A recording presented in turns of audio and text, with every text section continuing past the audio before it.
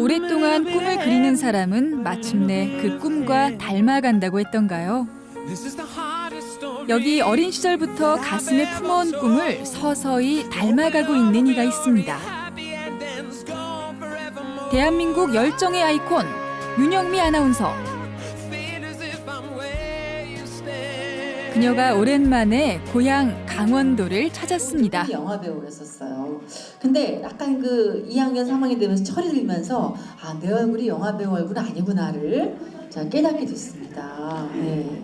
학교 방송을 해보래요. 훈천초등학교 학교 방송을. 방송을 할 수 있는 현장이면 무조건 쫓아갔어요.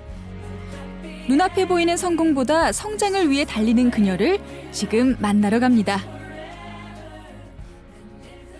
네, 오늘 만나볼 분은 수식어가 정말로 많습니다. 미모와 지성을 겸비한 아나운서, 대한민국 최초의 프로야구 여자 캐스터, 최고의 아나테이너입니다. 윤영미 아나운서 모셨습니다. 반갑습니다. 안녕하세요. 미모와 지성, 50 넘어서 미모란 얘기를 듣다니 이게 참 웬 횡재. 무엇보다 사실은 이 수식어가 가장 잘 어울릴 것 같은데요. 네. 열정의 아이콘이 아닐까 그런 생각을 했거든요. 춘천 MBC 들어가실 때도 그 굉장한 에피소드가 많던데요. 그래요. 네. 지금 생각하면 제가 어떻게 그런 용기를 냈을까. 그 당시 사장님께 제가 편지를 썼었죠. 사장님한테요? 네.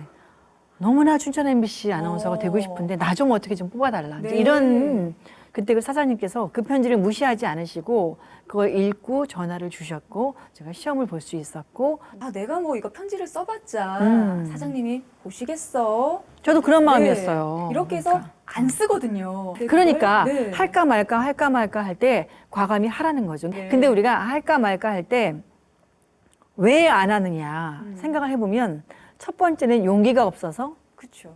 두 번째는 귀찮아서. 저는 그 부끄러워서 안 하는 경우가 되게 많았던 것 같아요. 근데 부끄러워할 네. 필요가 전혀 없는 게 남들은 내가 생각하는 것만큼 나한테 관심이 없어요. 나는 부끄럽지만 네. 그 부끄러움에 대한 남들의 시선이라는 게 굉장히 작다는 거예요. 그러니까 예를 들면 혼자 극장 가고 혼자 밥 먹고 혼자 여행 가는 거 왠지 부끄러워 쑥스러워서 못 하잖아요. 남들은 그런 나에 대해서 의식하지 않는다는 거예요. 그건 나만의 생각이거든요. 뭐 저 여자 혼자 그냥 뭐 영화가 좋아서 왔나 보다. 뭐 배고프니까 밥 먹는가 보다. 한번 쓱 쳐다보는데 어머 사람들이 나를 이상한 여자를 보는 거 아니야? 친구도 없고 막 위톨박이 아니야? 막 이렇게 생각하는 네. 그게 잘못됐다는 거예요. 전혀 남들은 관심이 없어요. 남들은 너무 바빠요. 그러니까 저는 그걸 알기 때문에 전혀 남들을 의식 안 합니다. 그래서 이렇게 할까 말까 하는 기로의 순간에서는 저 과감하게 과감히 해요. 하시는군요. 내가 뭐 불법이나 도둑질하는 거 네. 아닌데 그럴 바에 내가 하고 싶은 거 하는데 누가 뭐라 그래요? 정말 얼굴이 조금 알려졌지만 전혀 개의치 않습니다. 네. 가슴이 시키는 일을 해라. 네, 그렇게 춘천 MBC 사장님께 이제 편지를 쓰면서 아나운서의 일은 본격적으로 시작을 하게 되신 건데 사실 이 아나운서라는 꿈을 언제부터 또 꾸셨고 어떻게 준비를 하셨는지도 좀 듣고 싶거든요. 제가 아까 프로페셔널 아나운서가 된 지는 네. 거의 30년 정도 됐고 꿈을 꾸기 시작한 거로 치면은 43년 됐네요. 그러니까 10살 때부터. 그때 이제 학교 담임 선생님께서 학교 방송반 책임자셨어요. 저를 이렇게 국어책을 잘 읽는다는 이유로 저를 불러서 학교 방송 마이크를 쥐어주는 거예요. 네. 운동장에 쫙 제 목소리가 퍼져나가는데 그게 알 수 없는 희열을 주는 거예요. 쫙 이렇게. 그러면서 영화배우의 최초의 꿈이 아나운서로 오버랩되는 그런 순간이었죠. 원래는 예. 영화배우가 꿈이셨다가 속으로 비웃으시는 것 같아요. 아이, 영화배우 별리가요. 네가 이러면서.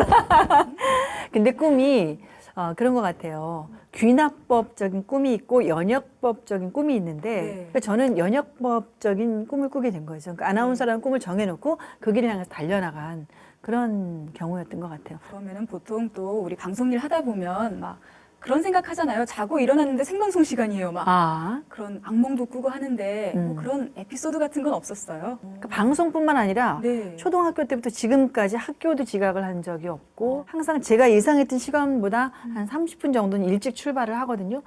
그 대신 이제 방송을 제가 새벽 방송을 상당히 네. 오래 했거든요. 5시에 새벽에 잠을 2시간, 3시간 자고 나간 적도 많이 있었는데 늘 알람이 한 10초쯤 울리면 그때 일어나요. 한 번도 그냥 끄고 잔다거나 뭐 제가 이렇게 뭐 늦장을 피거나 한 적이 없었어요. 내가 좋아하는 일을 하기 때문인 것 같아요. 그 새벽 5시에 방송국에 출근해서도 늘 감사합니다 하고 들어갔어요. 밝은 모습으로. 그러니까 내가 건강하게 지금 이 자리에 늦지 않고 와서 내가 좋아하는 일을 할 수 있다라는 게 진짜 이렇게 감사한 마음이 드는 경우가 굉장히 많았거든요. 아직까지는 그래도 아나운서는 방송의 꽃이라고 하잖아요. 네. 특히 여자 아나운서한테 기대되는 어떤 대중의 이미지 같은 게 있는데 우리 윤영미 아나운서께서는 굉장히 망가지는 모습도 많이 보여주고 그게 왜 망가지는 거예요? 자, 그럼 확인해 볼까요?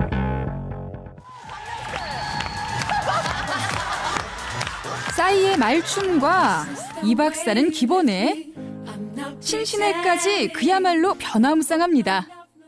그게 왜 망가지는 거예요? 최선을 다하는 거죠. 유쾌한 모습을 참 많이 보여주셨어요.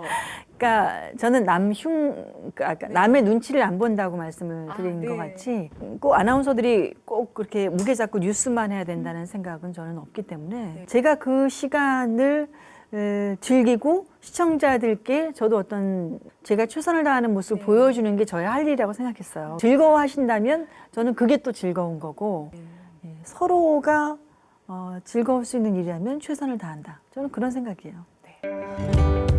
결핍은 성장의 디딤돌이 됩니다.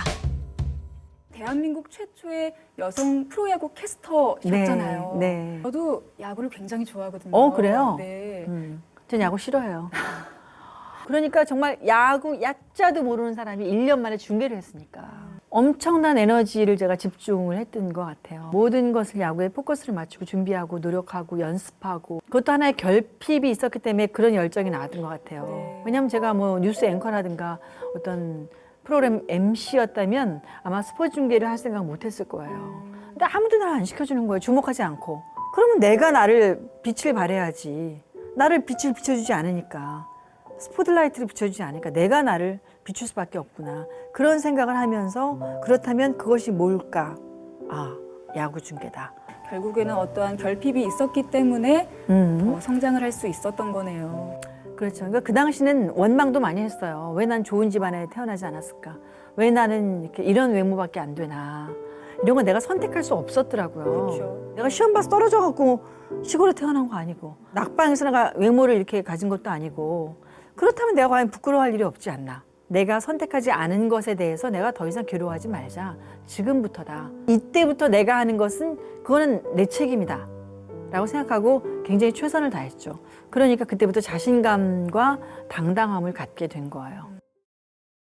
A little bit of heaven, but a little bit of hell.